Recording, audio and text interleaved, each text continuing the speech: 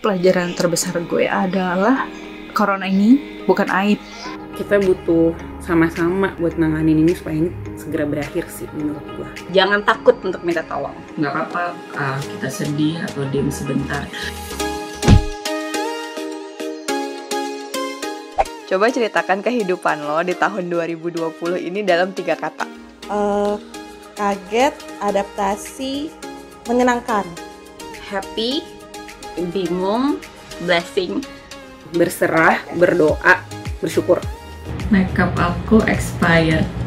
Pandemic, body and mom shaming, sama keuangan kali ya. Emang hal besar apa yang terjadi di kehidupan lo tahun ini? Hal besarnya mengandung dan jadi orang tua.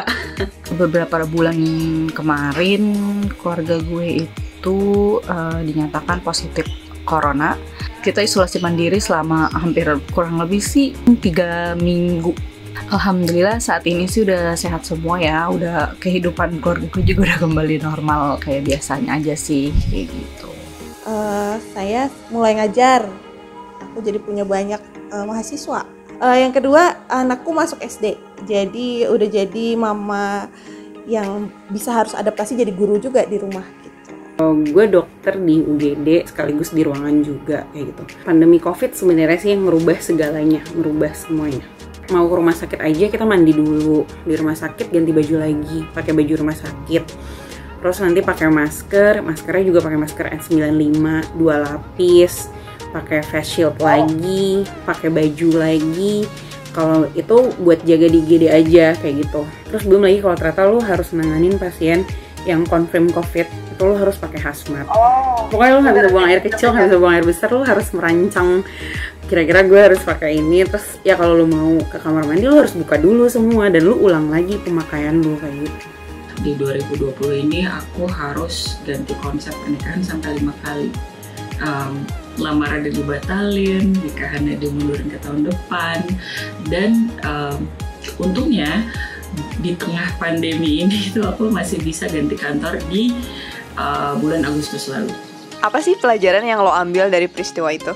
Jadi gue menyadari bahwa pandemi is real dan kita butuh sama-sama buat nanganin ini supaya ini segera berakhir sih menurut gue. Jangan takut untuk minta tolong. Iya, soalnya kan kayak 2020 ini kan aku jadi orang tua baru gitu, merasa dulu kayak mikirnya aku bisa pegang itu semua gitu. Cuma pada kenyataannya gitu kayak aku nggak sesanggup itu ternyata. Sampai akhirnya benar-benar kelelahan, malah jadi emosinya luar biasa campur aduk. Jadi ya udah menyerah sama ego sendiri untuk kayak oke, nggak apa-apa kok gitu, ibu minta tolong gitu, minta bantuan akan kekeosan menjadi orang tua dan ibu baru gitu. Pelajaran terbesar gue adalah corona ini bukan aib. Jadi kalau misalnya ada salah satu yang kena positif corona, yang harus kita lakukan adalah ngedukung dia, support. Jangan seakan-akan tuh dia itu penyebab penularan kayak gitu. Karena kalian tuh bisa kena di mana aja. Ya karena kita kan juga masih berkegiatan di luar, kerja atau cari makanan kayak gitu, kita bisa kena di mana aja kayak gitu. Tetap jaga protokol kesehatan tuh itu penting banget kayak gitu. Jaga jarak, dah kayak gitu aja sih sebenarnya. Yang satu sih yang jelas kita tuh jangan parnoan ya. Kan emang awal-awal tuh parno banget.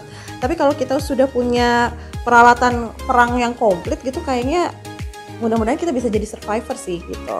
Terus ternyata kita tuh beyond our thinking gitu. Kita lebih dari apa yang kita bayangin gitu. Paling ya gue harus terus maju sih. Walaupun nggak apa-apa kita sedih atau diam sebentar, tapi yang penting kita harus terus maju dan bangkit lagi gitu. Mau nggak lo ngulang lagi tahun 2020 tapi nggak pakai pandemi? No, gue nggak mau. Nggak mau. Kayaknya kita tetap maju ke 2021 dulu deh ya.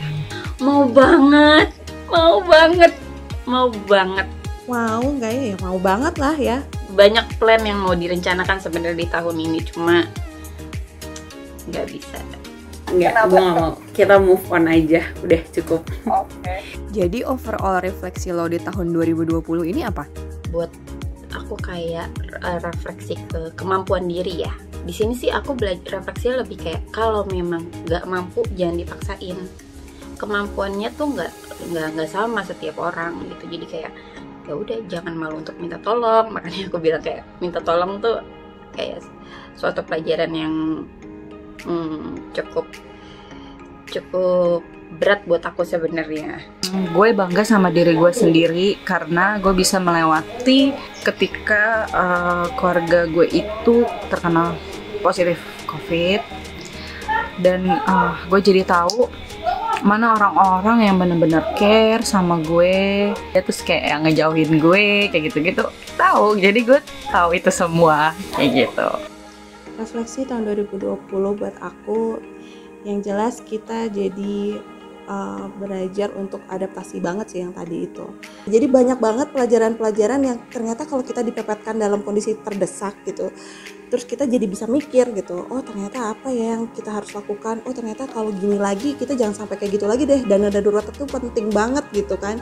Jangan sampai kita nggak punya uang karena memang harus keluarin uang untuk hal-hal tersebut gitu kan, untuk vitamin, untuk masker, untuk segala peralatan perang tadi itu gitu. 2020 ini mengajarkan gue buat terus maju walaupun baby steps atau harus berhenti sebentar. Dan satu hal lagi yang menurut gue paling penting adalah 2020 ini mengajarkan gue tentang pertemanan gitu. Dengan sendirinya 2020 itu memfilter pertemanan gue gitu, karena pandemi teman-teman otomatis jadi cuman ada teman-teman yang suportif, teman-teman yang satu frekuensi, dan teman-teman yang berdasarkan basa-basi gitu udah nggak ada lagi. Sebenarnya refleksi 2020 ini adalah mensyukuri keberadaan dan kesehatan kita sendiri, mensyukuri kebersamaan kita bersama keluarga. Menurut gue pandemi ini mengajarkan kita untuk bersyukur dan semakin dekat kepada Allah sih menurut gue.